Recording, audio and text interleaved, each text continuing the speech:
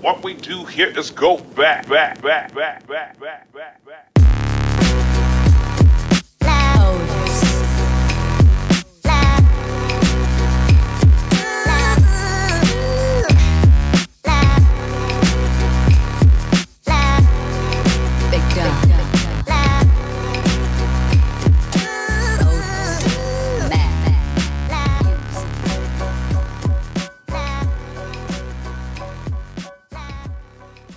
San Francisco, the traditional land of Ramaytush Ohlone people.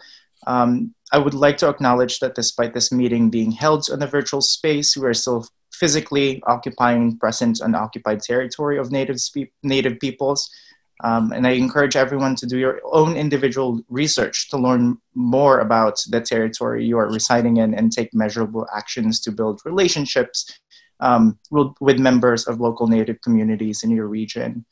You can check out an online resource as a starting point for the conversation, and I'm gonna add that on the chat right now, which is happening now. Thank you. Thanks, everyone. Thank you so much, Eli, for that. And then just a few other notes before we get started, and I pass this off to the moderators. Just know the views and informations or opinions in the living document or shared gatherings like these are solely those of the individuals involved and do not necessarily reflect on the opinions or beliefs of Theater Bay Area, its employees, or affiliated organizations. No, we will be discussing the living document near the end of this whole discussion. Again, we are recording the session for future use. If you do not want to be recorded, please turn off your video now. TBA is an organization that provides a platform for these communities to be heard. This is us being 100% transparent. This is not a space where we heal or solve racism or solve anti-Blackness in 3 hours. We are just starting this process, so we want to thank every one of you for joining us to have these very hard conversations and taking the step to educate yourselves. With these sessions, we are trying to move towards changing our theater community to be practicing accountability, true equity, and taking steps to provide actionable change. This is why we are starting the basic and root of the issue with the problem of anti-Blackness within our community. And just to let you know, I will be dropping in the community guidelines into the chat, which I will also speak out right now. So we are here to respect each other. Know that we are providing the space for the moderators to speak, so please keep yourselves muted until moderators or myself ask you to speak for yourselves. We're here to listen from zero. We're putting all personal feelings aside and listen fully to those who are speaking. Again, we're here to listen, learn, and process. If you interrupt anyway or have any disputes that happen, know myself or one of the moderators will talk to you privately. And if that cannot be solved off screen or off Zoom, we will be removing you so we could have a private discussion later. Know that we are agreeing that this is a liberated zone. It will not be called a safe space because that holds the illusion to comfort, and there will be uncomfortable moments when we talk explicitly about racism, anti-Blackness, and others' points of view. And then we agreed to be 100% present in this meeting by participating, engaging, and not being distracted by any other devices. So just having your attention because the moderators are going to have the floor and be talking about very difficult topics. So before we get into that, I just want to lead everybody into a breathing and grounding exercise. So wherever you're at, whether you're standing, sitting, laying down, I just want you to plant your body on that surface. Make sure that you are focusing on your breath, and to breathe in, 1, 2, 3. And then breathe out all tension. Remember, you're breathing in everything to have yourself be open and accepting of this information that you're going to be learning today. We are reminding everyone that we are human. Again, breathe in. And then out again. We understand. We are here to learn, listen, and process with our whole selves. So thank you so much. And I'm going to be passing it on to Smiley, Julius, and SK, who will introduce themselves. Thank you.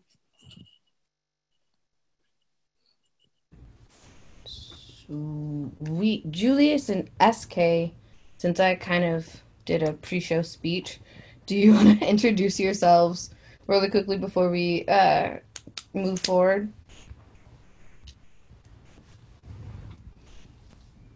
Whichever one. I can't see Julius, so I'm not getting any visual cues. I'm just going to jump in. I'm SK, Kerastas. I use they, them pronouns. I'm a queer and trans artist, organizer, facilitator, and currently an artistic producer at CalShakes. And I'm grateful to be here in conversation with everyone. Sweet, thank you. Julius, where are you at, sweetheart? Are you here? In the room? Okay. Well, without wanting to make it awkward, just letting y'all know, Julius froze shortly. He will be back on in a minute. Okay. So when Julius comes back, they can introduce themselves, but at the risk of making things like super awkward on Zoom, we'll move forward and be prepared to step back as necessary. So, you know, I am a talkative person, just in case you couldn't figure that out. And I understand that this is a very heavy topic. We're talking about anti-Blackness. And we'll talk a little bit more about the definitions of that, but I just kind of want to center a little bit more the reason why we decided to have this conversation. After the Living document came out, along with what's been going on in terms of, like, you know, police brutality, the death of Black and brown people at the hands of people in power, period, like across structures and across systems. And also just being in quarantine and having to, like, reflect and deal with where our world literally is. We cannot have a conversation about change, especially when it comes to our interpersonal connections, if we don't talk about anti-Blackness. Anti-Blackness is, and I will get the more academic definition, but really it is the plague from which everything else springs forth. When we talk about gender, when we talk about even ideas about sexuality, when we talk about class, when we talk about anything else, the way that this particular American system of living it's fundamentally rooted in anti-Blackness. And that will also translate into colorism. The idea of one color along a spectrum being better than another is rooted in anti-Blackness. And we can talk about how anti-Blackness, like, you know, was a disease of blood, as in terms of, like, Black people not having the right kind of blood, and how that turned into an entire political stance about, like, whether or not Black people are human and how human are they. And, like, I really want people to understand that even just having those conversations, even questioning whether or not a people have a soul or are real humans or whatever based on the color of their skin, is literally why we have the Living document today, why We See You What exists, why all of these things are happening.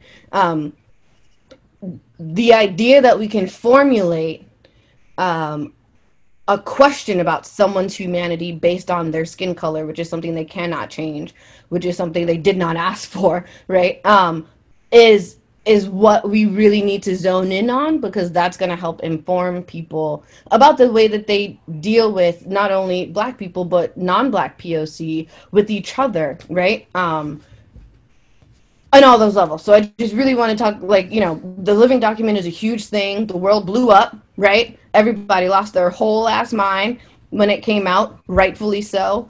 And again, we're not going to solve this today, right? It's been 400 plus years of Black people suffering in America, just America. We won't talk about the rest of the world, just America, almost 500 years. So obviously it's not going to be fixed today, but the idea is to give people the ability to kind of learn about what the roots of it are, the different iterations and forms it can take, and how we can address it right now in our community. If we're going to call this a community, right, which means that we're going to hold each other accountable, we're going to have the necessary conversations, and we're going to move forward. So I just want to put that out there. If I'm defining anti-Blackness in particular, the Council for Democratizing Education defines anti-Blackness as being a two-part formation that both voids Blackness of value while systematically marginalizing Black people and their issues.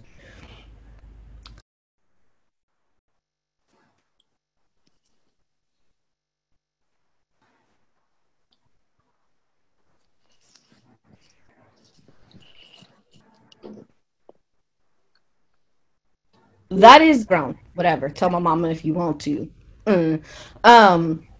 But ultimately, the idea is that at the same time that people want to devalue the lives and the contributions of Black people, people are willing to recognize and do the work to marginalize them at the same time, which means like, we don't care about your life, but because you exist, we're going to redline our neighborhood so that you can't live among us.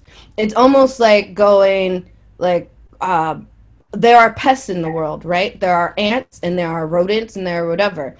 You might not see them, you might not put value on them, but because you know they're in the world, you put out pest control, right? It's like and that in and of itself is something that takes different forms, right? You got the holistic pest control, you have a systematic pest control, and that's almost the way that people have been treating Black folks in this country and in this world, as if we are pests of no real value, but we do enough to kind of get in the way or whatever.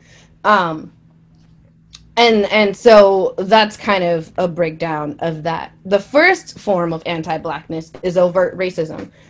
Beneath this anti-Black racism is the covert, structural, and systemic racism, which categorically predetermines the socioeconomic status of Blacks in this country. The structure is held in place by anti-Black policies, institutions, and ideologies. So again, that's like doing things in particular to harm and or limit or control Black people. So that includes redlining, that includes giving Black communities less resources when it comes to education. That includes setting Black folks up to be the biggest victims of predatory lending. That it comes in those many forms. And we'll talk about how it shows up in theater, but I just want to give y'all some outside theater stuff to hold on to. Right? So then we also have the second form of anti-Blackness, which is the unethical disregard for anti-Black institutions and policies. So this disregard is the product of class, race, and or gender privilege certain individuals experience due to anti-Black institutions and policies. This form of anti-Blackness is protected by the first form of overt racism. So again, this like it's working on both levels, right? So we have redlining, and then we also have the enforcement of redlining. We have the way that Black Lives Matter was turned into a terrorist organization, right? But like we still don't have the KKK as a terrorist organization. But we want to silence, stop, and corrupt the image of an organization that is fighting against these injustices. So, you know, what I find interesting is that the way that this country is also set up, the language to talk about the humanity of Black people is lacking. It is so much easier for Black people to have the language of comparing themselves to animals or insects or non-human things, because that is the language that's been created. So that's another part of anti-Blackness, right? The idea of using Black as this negative connotation for everything, including the people, but also like equating us very much so with dogs and pigs and horses to be bred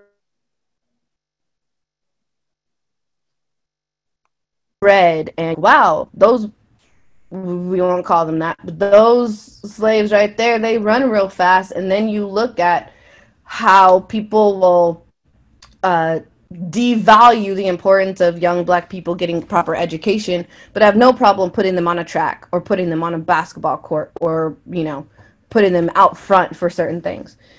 So I'll pause there real quick. What do people think about that? Like, what is that? When you hear all of that, what does that mean to you? Please, if you are in the audience and would like to answer that or would like to discuss that, either raise your hand using the feature or write your answer in the chat. Either would be appropriate. Just wanting to put that out there. Cool. You know, don't all jump at once. It rings horribly true. Yes, Regina Guggenheim said that it rings horribly true, and it does. Other folks, I'd like to get a couple. It's heavy. Kimberly Dooley says it's heavy, painful, and makes me feel shame. Yes, agreed. Can I get one more, and then we're gonna have Julius introduce themselves as soon as we get one more. But I would just love to get one more, if I can. I know Deborah Cortez, you said I agree. Yeah? No? All right. I would like to say that silence is a dual thing, right? I am not going to assume that your silence means that you are complicit or compliant with what I'm saying and that you're down with it. I'm also going to encourage people, though, to understand that this is one of those rare opportunities to engage. Yes, Margot pisses me off too. To engage and to ask the questions, and have someone actually be willing and in the mood to answer you. So, like, you know, I would say take advantage of that when you can.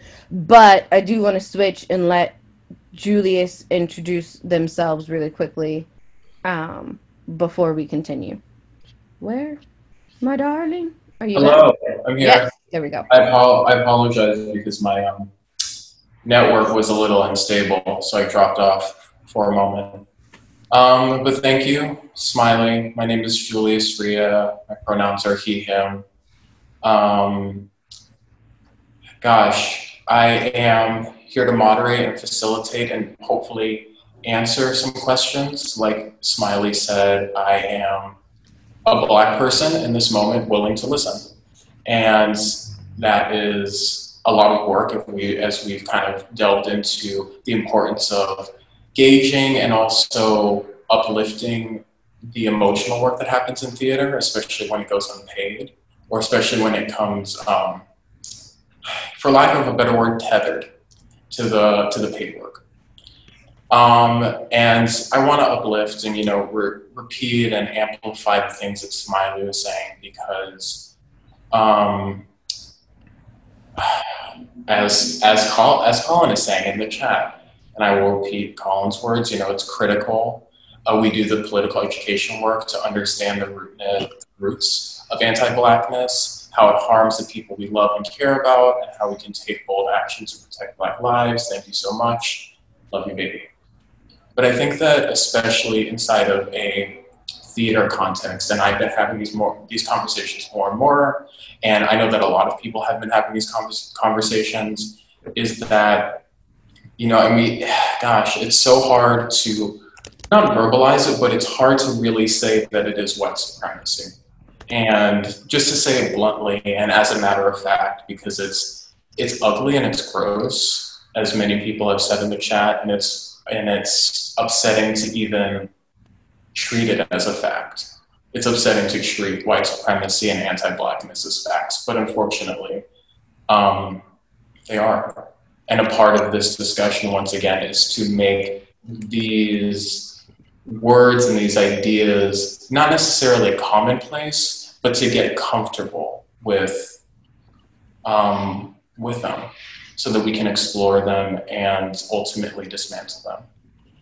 And I think that I'm gonna finish this up and then throw it back to Smiley. But I think that we have this wonderful opportunity to really dismantle a lot of things, because unfortunately, theater itself is very steeped in white supremacy.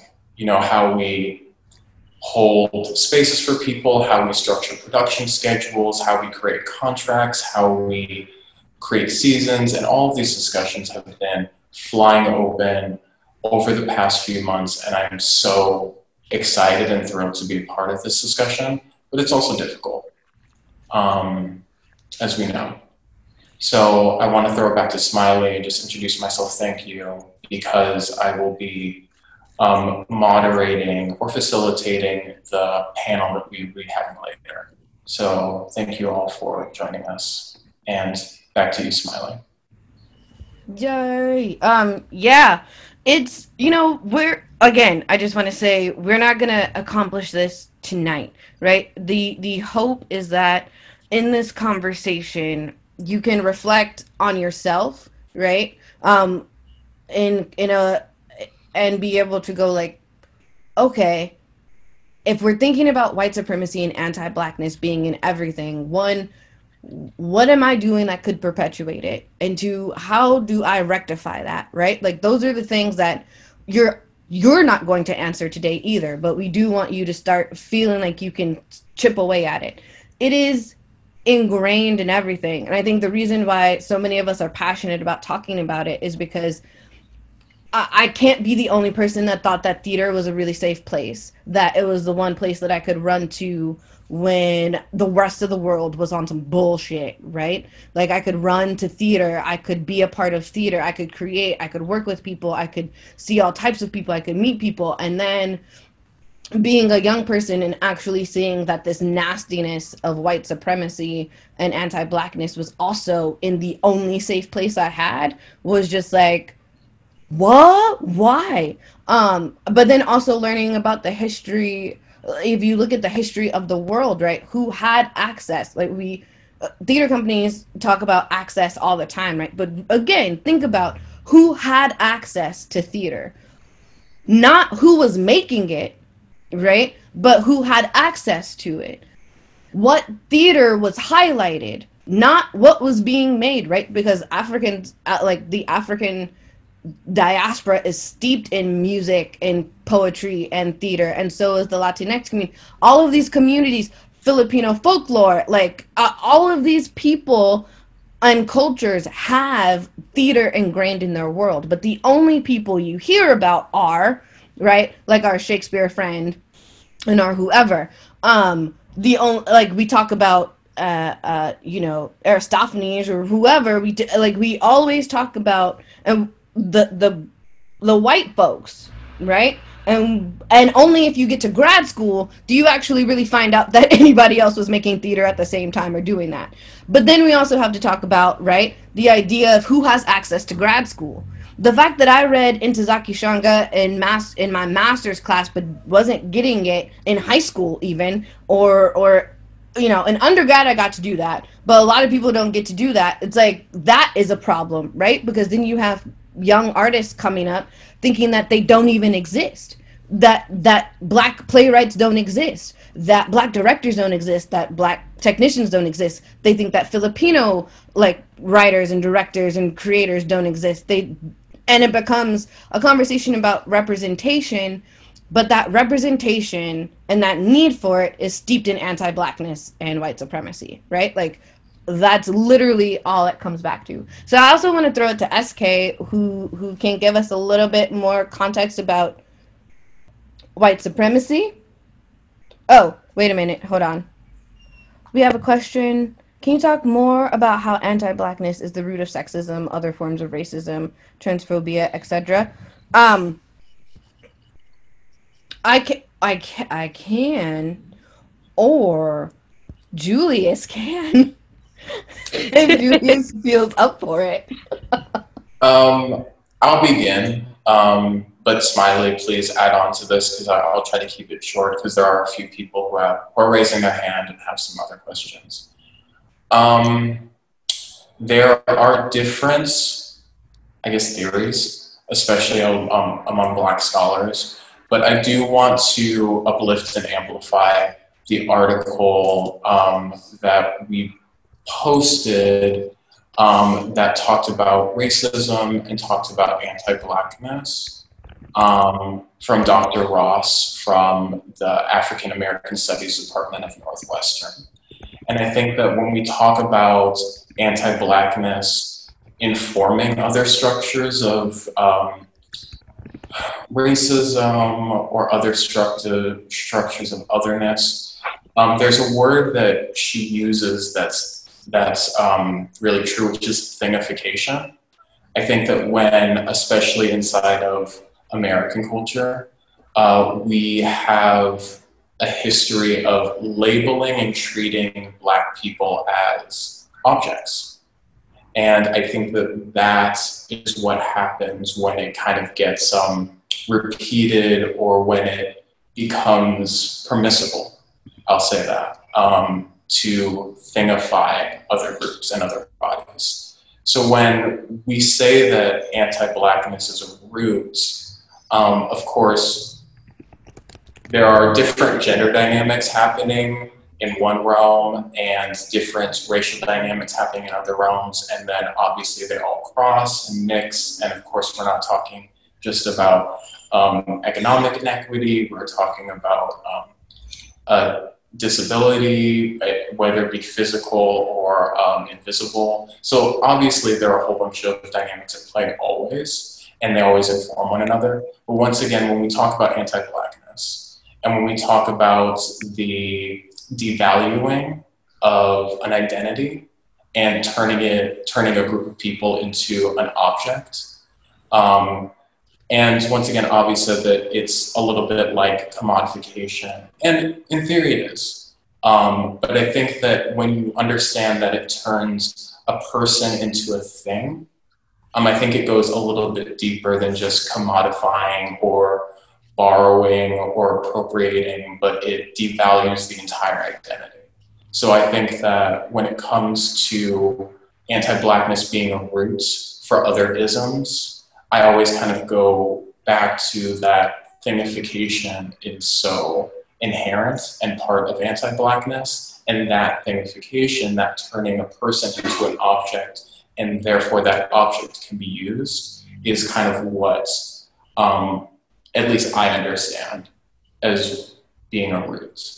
Does that make sense? Of course, maybe you won't realize that or reply to that. But Smiley, do you have anything to add to that?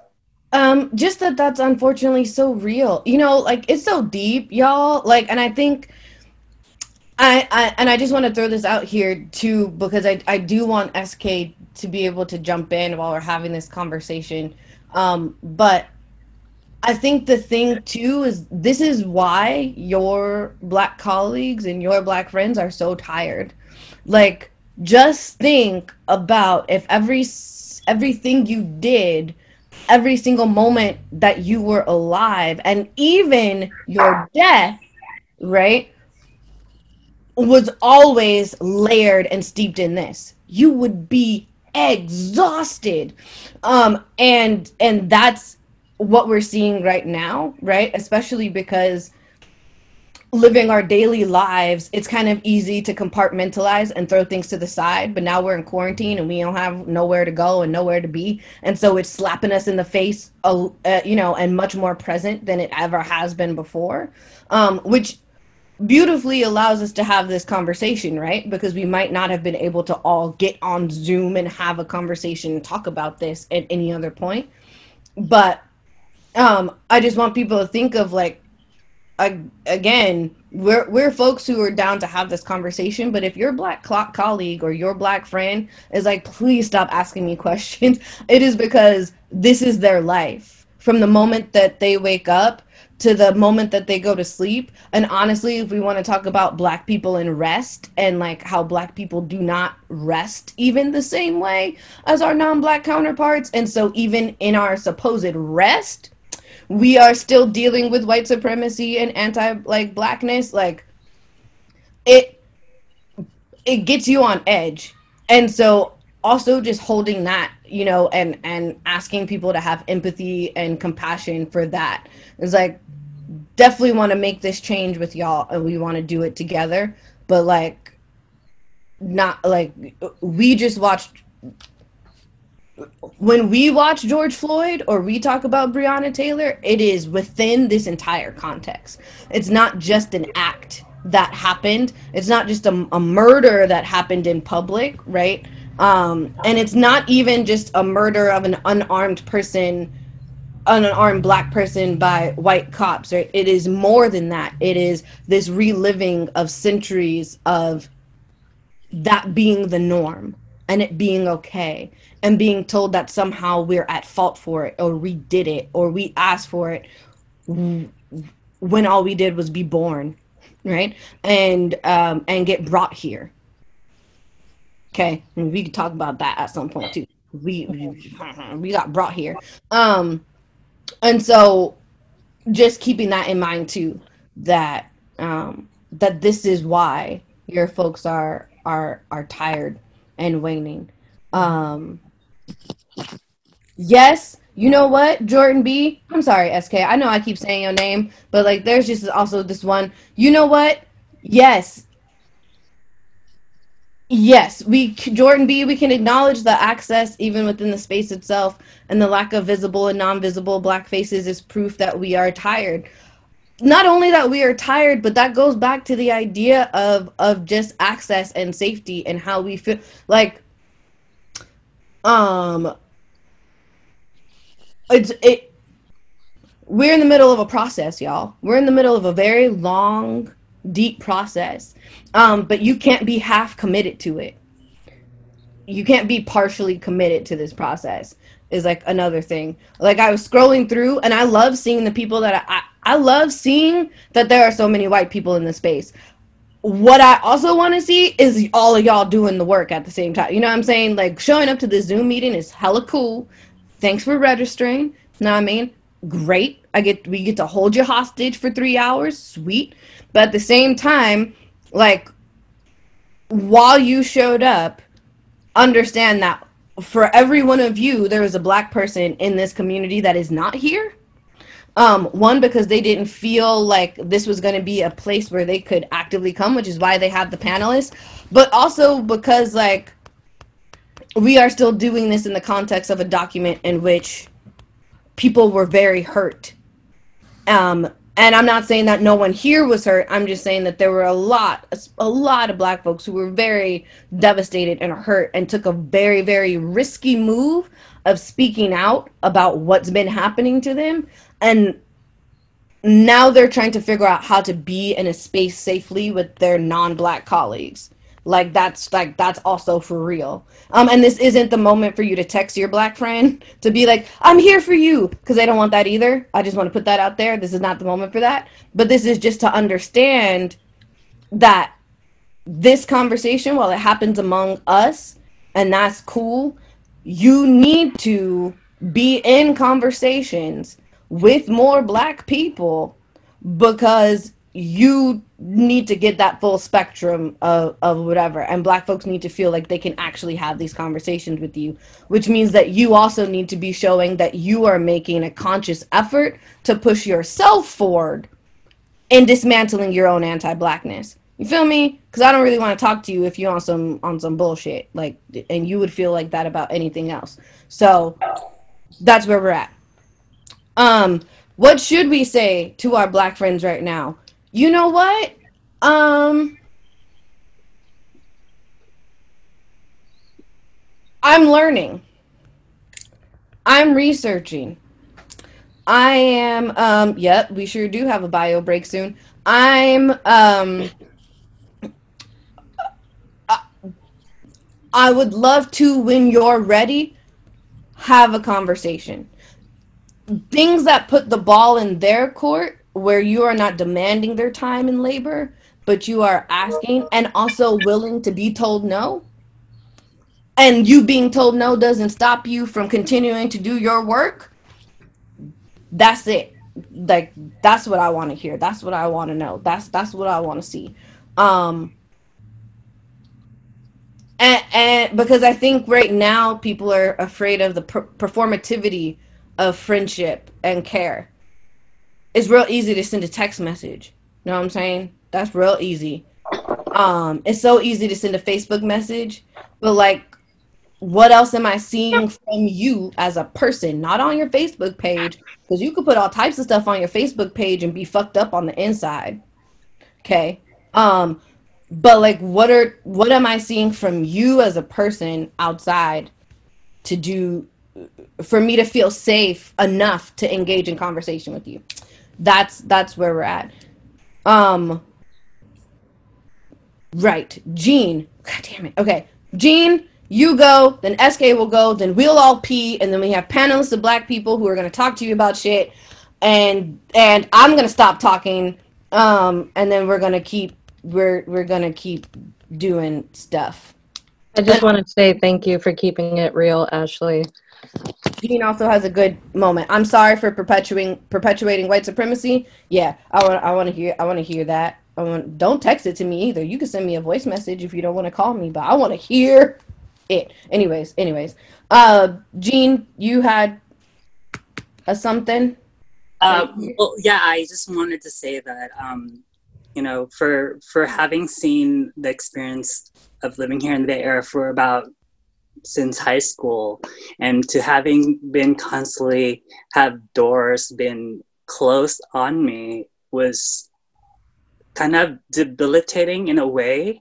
And the fact that not only was my gender, my sexuality, and my race and my class been rejected by institutions here in the Bay Area that did not necessarily promote anything other than white theater, was kind of not appetizing, and that exclusion that I felt was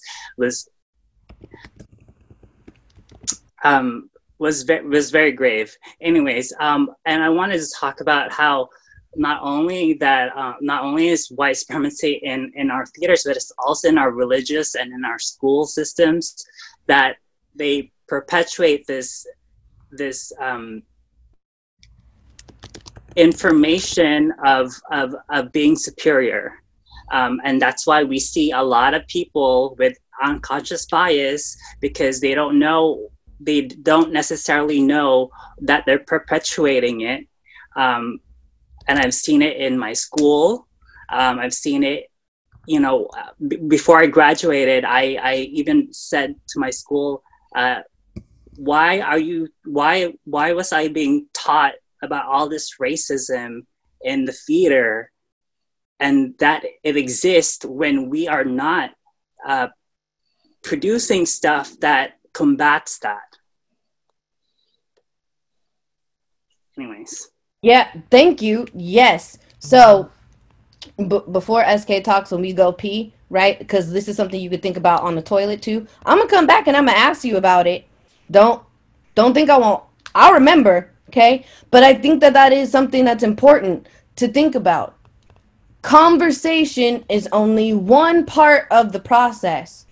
Action is the other part. I do not care about your email. I don't care about your Facebook post. Screw your website. That doesn't matter to me. Are you putting money in the pockets and in the hands of Black artists? Are you producing their work? And when I say producing their work, I mean their work, not the work that you have decided to edit and cut down because your white subscribers might not like it or might not see themselves in it or whatever. Are you producing the work that the artist created and intended?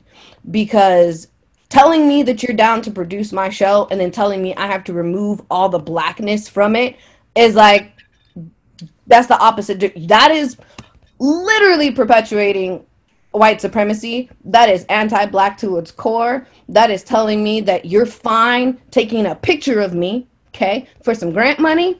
We're going to keep it real. You're fine taking a picture of me for some grant money, but you are not fine with my voice being heard, with my art being properly developed, and that entire process. That is where we really Don't think I forgot. When we come back from the toilet, after SK talks, when we come back from the toilet, we got panels and stuff. We're going to talk about how you need to be putting into action what you emailed and what you posted on your website and what you did. Because, you know what I'm saying?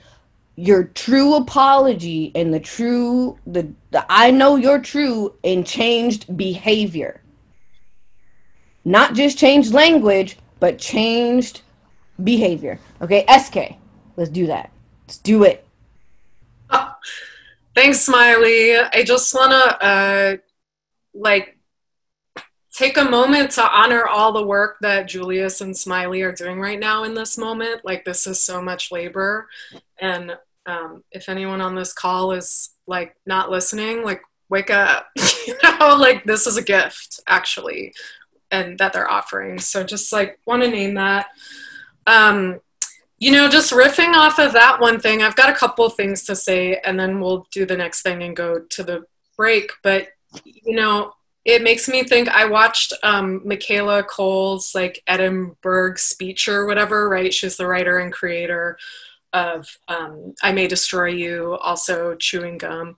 And she came through the theater and she talked about all the ways that her work was nipped at and cut and censored and tried to be rewritten and tried to have co-writers, you know, by white producers. And like, she fought to just make it herself.